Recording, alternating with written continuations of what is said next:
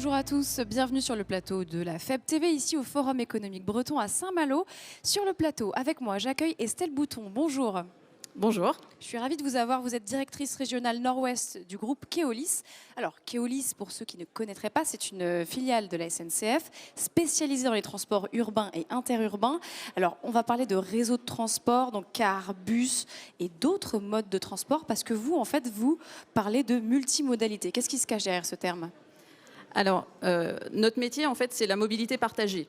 Et la mobilité partagée dans tous ses modes, justement, dans toutes ses formes. Et donc, Keolis, c'est 68 000 collaborateurs qui travaillent un petit peu partout dans le monde. On est présent dans 13 pays. Et donc, on a un savoir-faire et une expertise, effectivement, dans l'exploitation, la maintenance, en fait, de tous les modes. Donc, vous avez parlé bus et cars. Donc, effectivement, on exploite plus de 23 000 même bus et cars partout dans le monde. Mais on est également leader mondial du métro automatique.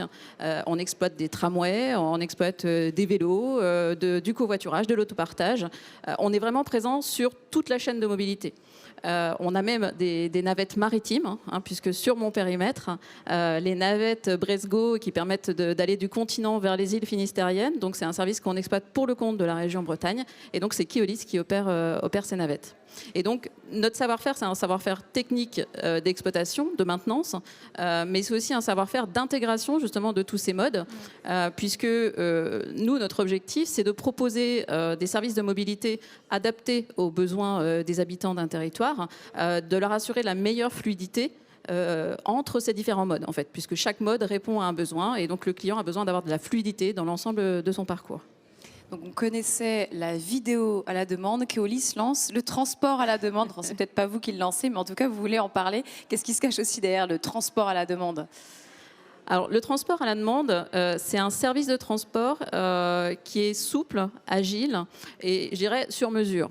C'est un service, si vous voulez, qui s'adapte dans son itinéraire et dans ses horaires même aux besoins des habitants.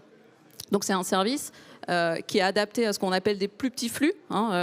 Et donc, on va utiliser, par exemple, sur des heures de frange, c'est-à-dire soit très tôt le matin, soit très tard le soir, en dehors du fonctionnement du réseau régulier, ou alors qu'on va utiliser aussi sur des dessertes de zones d'activité, ou encore sur des dessertes de zones périurbaines on va dire à dimension plus rurale, entre guillemets. Concrètement, ça peut être par exemple un genre de taxi-bus qui prend 4-5 personnes pour les amener au RER Exactement. matin. C'est très souvent des petits véhicules, effectivement, dont l'itinéraire et les horaires s'adaptent en fonction des réservations. Et c'est un service, si vous voulez, qui, je pense, il y a quelques années, en fait, a souffert un petit peu d'une mauvaise image de par le fait qu'en fait, ça oblige à une réservation. Ça oblige à anticiper, en fait, son déplacement. Et aujourd'hui, en fait, on a développé un savoir-faire qui permet justement de réduire ce temps de réservation. Et donc, on a des services aujourd'hui où on peut réserver son trajet 1 heure avant son déplacement, voire même moins parfois. C'est ce qu'on appelle du transport à la demande dynamique, qu'on a mis en place sur pas mal de réseaux. Et on a développé aussi des systèmes de réassurance pour le client, parce que quand le client il a réservé son transport, il aime bien avoir la garantie que son transport va bien être mis en place. Et donc, via des applis, via des systèmes très simples, en fait, on réassure le client tout au long de son parcours, jusqu'à l'approche du véhicule. En fait, il peut visualiser sur son appli un véhicule qui approche et donc qui confirme qu'il va bien être pris en charge. Donc, c'est vraiment une solution souple, agile, qui est adaptée en fait aux plus petits flux et qui permet d'avoir une offre de transport de qualité sans forcément avoir à mettre en place des moyens plus conséquents avec une offre régulière. Donc c'est une découverte, d'accord, le transport à la demande. Vous travaillez main dans la main avec les collectivités, c'est obligé. Comment vous collaborez avec eux ? Alors, avec elles, d'ailleurs. On a dans notre ADN chez Keolis un mot qui s'appelle le partenariat. On travaille vraiment en partenariat avec toutes nos collectivités et c'est pas une expression tarte à la crème. Véritablement, on est dans le dialogue, dans l'écoute, dans la co-construction, dans la transparence. On met à disposition en fait de nos collectivités tout notre savoir-faire, toute notre expertise, toute l'expérience, je dirais, des 150 réseaux exploités par Keolis partout en France. On est vraiment à livre ouvert avec nos collectivités, on co-construit. On a aussi développé une méthode assez innovante et différenciante sur l'analyse des territoires, sur l'observatoire des mobilités. On a des outils qui nous permettent de comprendre les modes de vie, de comprendre les différents types de besoins, les différents profils de clientèle. clientèle. Et tout ça, on le met à disposition des collectivités, on travaille avec elles, on leur propose des solutions, on identifie des problématiques, des solutions, on les conseille et puis ensuite on accompagne les décisions sur le plan opérationnel.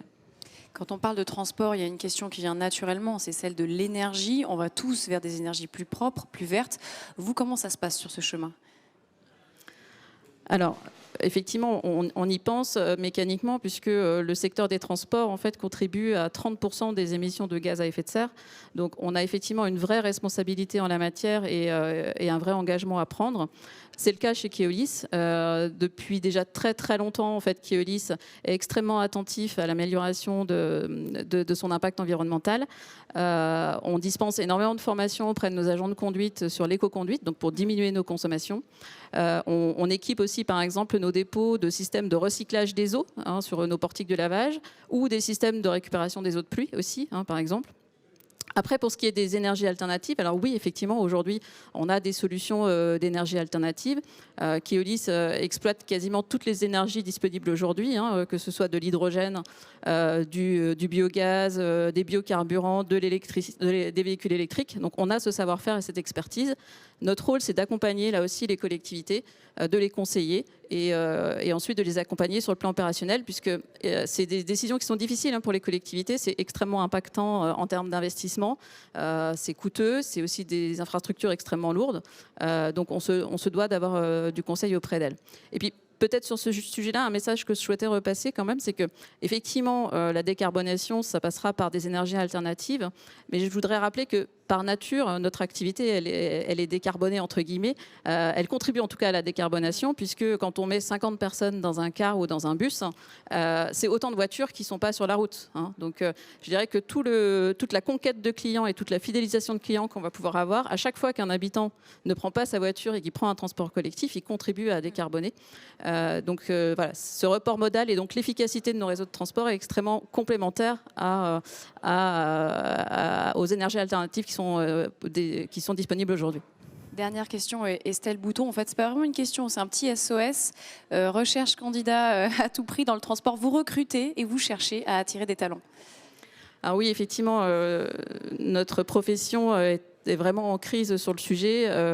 Aujourd'hui, il manque plusieurs milliers de conducteurs et de mécaniciens sur le plan national dans la profession. On est dans une situation effectivement très difficile. On travaille beaucoup sur le sujet. Nos équipes, notamment les équipes RH, démultiplient leur énergie pour faire énormément d'actions en fait en matière de recrutement. On participe bien sûr à tous les job dating, à tous les forums emploi. On déploie énormément d'énergie pour être présent sur le terrain. On va sur les marchés, par exemple, aussi, pour aller capter des candidats. Donc, beaucoup d'actions. On a aussi des programmes en interne. On a un programme de recrutement en interne qui s'appelle Recrute. On a, par exemple, une action qui est intéressante, c'est une démarche de cooptation. C'est-à-dire que tout salarié de l'entreprise qui propose un candidat au recrutement, si ce candidat est recruté, il bénéficie d'une prime de cooptation d'un montant quand même assez significatif. Voilà, donc c'est des opérations comme ça qui sont innovantes, qu'on démultiplie. Alors, peut-être, quand on interroge un petit peu les candidats ou les personnes qui sont parties en fait, de notre métier, on pense souvent que le salaire est cité comme le premier levier lié au manque d'attractivité du métier. Quand on les interroge, finalement, on s'aperçoit que le salaire, ce n'est pas forcément le premier levier. Il vient plutôt en numéro 2 ou en numéro 3. Et je dirais que la profession a quand même fait beaucoup d'efforts sur le sujet parce que les salaires ont augmenté de plus de 12%, notamment dans l'interurbain là, depuis 2 ans. Le premier levier, c'est plus l'organisation du travail. C'est vrai qu'effectivement, on a un métier où on travaille tôt le matin ou tard le soir, les week-ends, on peut travailler en coupé. Donc là-dessus, on travaille aussi beaucoup pour trouver des modèles innovants et qui permettent de personnaliser les plannings de nos conducteurs et donc être plus attractifs. Donc, effectivement, j'invite tout le monde à nous rejoindre s'il le souhaite. C'est un métier passionnant. Il faut être passionné pour rentrer dans ce métier. Il faut avoir la passion de la conduite pour nos personnels de conduite. Et puis, ils ont la chance de parcourir des paysages absolument magnifiques, comme c'est le cas ici en Bretagne. Vous l'avez bien vendu, très bien vendu. Le message est passé. Merci infiniment, Estelle Merci Bouton. à vous. Je rappelle que vous êtes directrice régionale Nord-Ouest de Keolis. Merci à vous de nous avoir suivis. On se retrouve tout de suite pour une nouvelle FEB TV.